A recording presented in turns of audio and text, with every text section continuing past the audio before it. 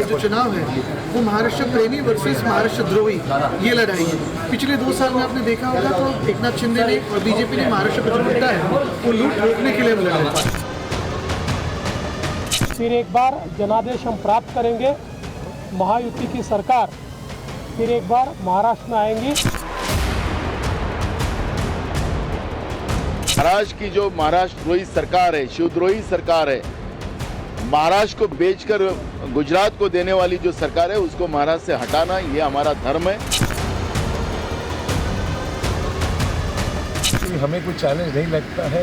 महायुति ने जिस तरीके से सभी लोगों को विश्वास में लेकर फैसले किए हैं, कुछ सेटिस्फैक्शन, तीनों पार्टनर मिलकर बेहतरीन कामयाबी लाएंगे। शाब्दिक प्रहार और पलटवार के बीच जब महाराष्ट्र की सियासी बिसात पर ढाई चाल चली जा रही है, जब महायुति को सत्ताहीन करने के लिए महाविकास अघाड़ी चक्रव्यूह बना रहा है, लोकसभा चुनाव में अप्रत्याशित जीत हासिल करने के बाद जब इंडी गठबंधन के नेता आत्मविश्वास के अति पर हैं, तब नेपथ्य में रहकर सियासी समीकरण बदलने के लिए विख्यात संघ ने प्लान महाराष्ट्र पर काम करना शुरू किया। वे स्वयंसेवक जो अंडरकवर रहकर भगवा पार्टी के लिए जमीन तैयार करने के लिए जाने जाते हैं, वो अचानक सक्रिय हो चुके हैं।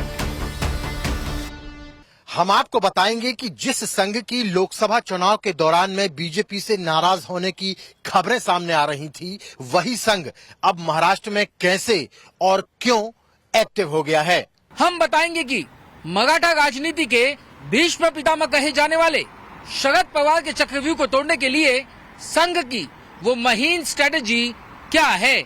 हम आपको ये विस्तार से बताएंगे कि कोंकण से लेकर मराठावाड़ा और विदर्भ तक संघ कैसे भारतीय जनता पार्टी के पक्ष में माहौल तैयार करने में जुटा हुआ है। अपनी विचारधाराओं से हिंदुस्तान के करोड़ों लोगों को प्रभावित करने वाले राष्ट्रीय स्वयंसेवक संघ महाराष्ट्र की सत्ता में भारतीय जनता पार्टी की सशक्त वापसी के लिए 4 स्तर पर काम कर रहा है। मसलन स्वयंसेवक छोटे समूह में एक्टिव हैं, माइक्रो लेवल पर कास्ट मैनेजमेंट, बौद्धिक विमर्श को विस्तार दे रहे हैं और बीजेपी को विजय मंत्र दे रहे हैं। दरअसल हरियाणा चुनाव में ही संघ ने इसका सफल प्रयोग किया था और ये प्रयोग हरियाणा में रंग लाया। भारतीय जनता पार्टी के लिए, भगवा पार्टी के लिए संघ हरियाणा में उतरा। अपने तमाम सहयोगियों के साथ में उसने ड्राइंग रूम मीटिंग की एक कॉन्सेप्ट को बनाया और उसको आगे बढ़ाया, जिससे कि बीजेपी की जो नीतियां हैं उसको निचले स्तर तक पहुंचाया जाए। और संघ की ये कार्य योजना रंग भी लाई।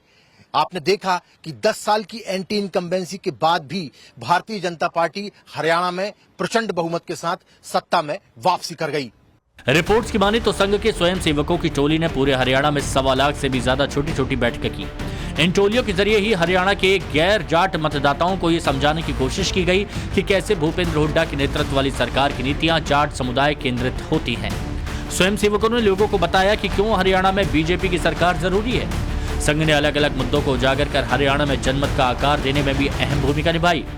इस प्रयोग को अब संघ उस महाराष्ट्र में विस्तार दे रही है जो उसकी जन्मस्थली है।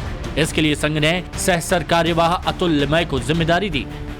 करीब 50 साल के अतुल लिमय महाराष्ट्र के रहने वाले हैं। लंबे समय तक क्षेत्र प्रचारक के तौर पर काम किया।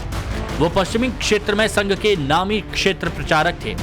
इसी साल मार्च में उन्हें सह सरकार्यवाह बनाया गया। उनके बारे में कहा जाता है कि उन्होंने महाराष्ट्र में आरएसएस के काम और विस्तार की देखरेख की थी। अतुल लिमय को संघ और बीजेपी के बीच समन्वय नियुक्त किया गया था। महाराष्ट्र में बीजेपी के पक्ष में हवा बदलने का जिम्मा मिलने के बाद से ही वो एक्टिव हैं। अगस्त में उन्होंने बाकायदा इस बार के चुनाव सामूहिक नेतृत्व में लड़ने पर जोर दिया था और अब इसको लेकर उन्होंने जमीन पर काम करना भी शुरू कर दिया है।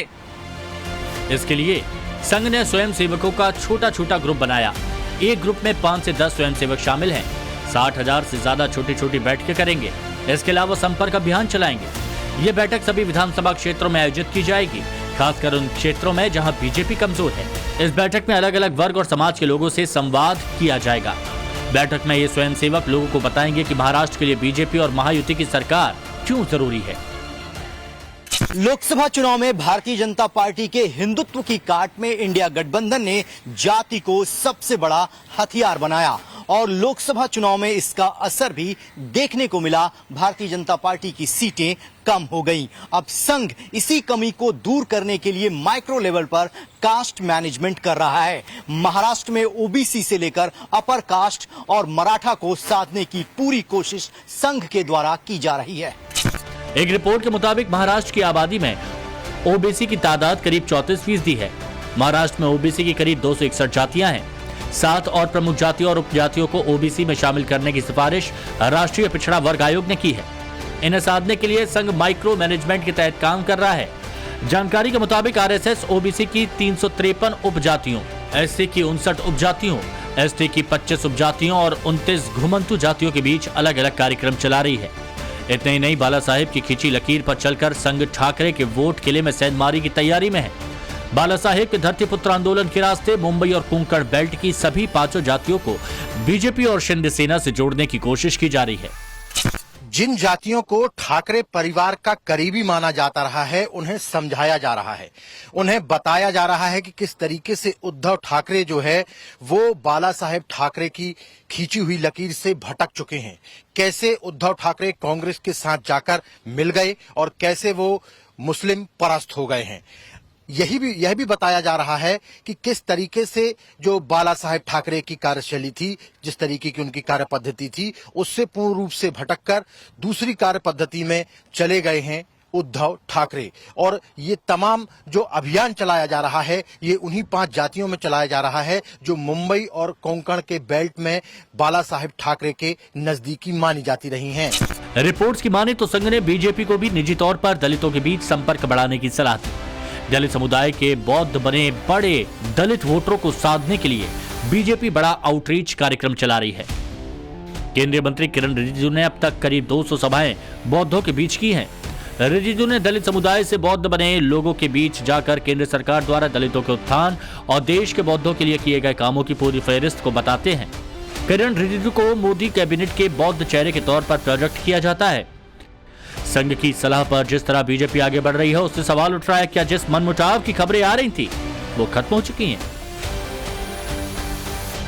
संघ ये मान के नहीं चल रही है कि हमारे बीच कोई मतभेद है। जो संघ के लोगों से मेरी बातचीत हुई है, या बीजेपी के भी आम नेता नहीं मानते हैं कि हमारे बीच कोई मतभेद हैं या मतभेद थे। जो महाराष्ट्र बड़ी चुनौती बना हुआ है बीजेपी के लिए, वहां सत्ता में वापसी के लिए संघ उन कार्यकर्ताओं को साथ पाया है जो कई सालों से पार्टी के लिए काम कर रहे थे लेकिन तवज्जो नहीं मिलने से नाराज थे। संघ ने कहा है कि नए और पुराने सभी कार्यकर्ताओं को बीजेपी तवज्जो दे। मूल कैडर जो बीजेपी के कार्यकर्ता हैं उन्हें जवाबदेही दी जाए। डोर टू डोर संपर्क के तहत काम करने के लिए कहा गया है। हिंदुत्व के मूल मुद्दे को बनाए रखने पर जोर देने के लिए कहा है। नैरेटिव की जंग में आगे रहने के लिए कहा है। मतलब विपक्ष जो नैरेटिव सेट करता है उसको हावी ना होने दिया जाए ताकि जनता में भ्रम ना पैदा हो। जिन सीटों पर मेहनत करने से जीत की संभावना दिख रही है वहां फोकस करना है और 60% बीजेपी वोटर को बूथ तक पहुंचाने के लिए कहा गया है, क्योंकि लोकसभा चुनाव में यह बड़ा फैक्टर था। रिपोर्ट बताती है कि पिछले चुनाव में बीजेपी के वोटर घर से नहीं निकले। जिन बूथ पर भगवा पार्टी के पक्ष में वोटिंग होती थी वहां में 40 से 45% वोट पड़े और नतीजे सबके सामने है।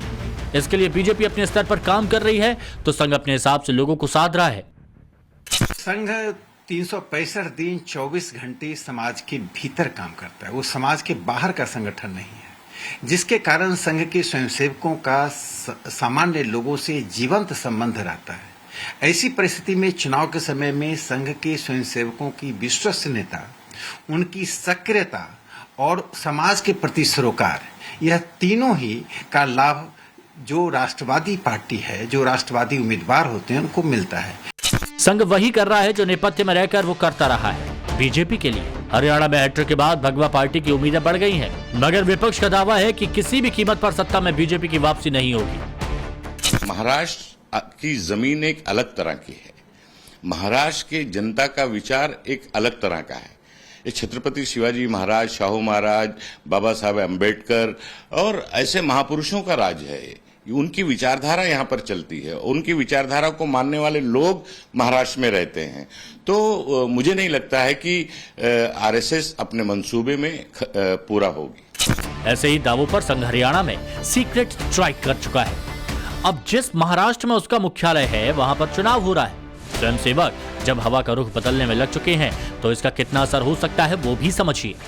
भारतीय जनता पार्टी पर निर्भर करेगा कि वो संघ से कितना सहयोग ले लेती है। अगर संघ महाराष्ट्र में ठीक से संघ के पूरे संगठन, उनके समर्थक, अलग अलग जो संस्थान संघ के स्वयंसेवक चला रहे, हजारों संस्थान संघ के स्वयंसेवक चलाते हैं, अलग अलग पत्रिकाएं निकालते हैं, वो संघ से सीधे जुड़े नहीं होते हैं, लेकिन वो सब संघ के ही लोग होते हैं अलग अलग।